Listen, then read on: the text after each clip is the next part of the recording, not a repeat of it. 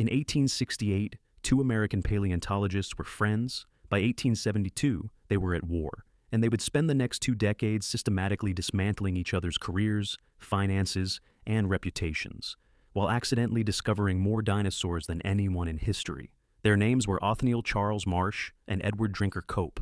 They were brilliant, ambitious, and constitutionally unable to tolerate the success of the other. It started with a skeleton. Cope had reconstructed a plesiosaur, a massive marine reptile from the Cretaceous period, and published it to great acclaim. Marsh looked at the illustration and pointed out in print that Cope had attached the head to what was actually the tail end of the animal. The correction was accurate. The humiliation was total. Cope never forgave him.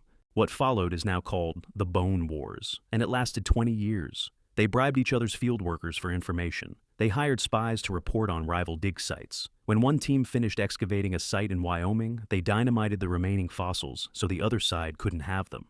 They published papers so hastily written to claim priority that they contained errors both men knew about and ignored. In those 20 years, they discovered and named over 130 new dinosaur species between them: Triceratops, Stegosaurus, Allosaurus, Diplodocus, Brontosaurus.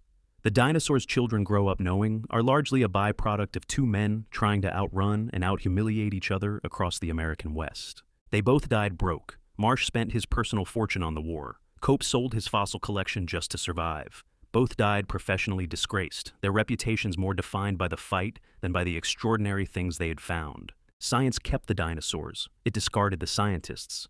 History is full of great discoveries made for the wrong reasons.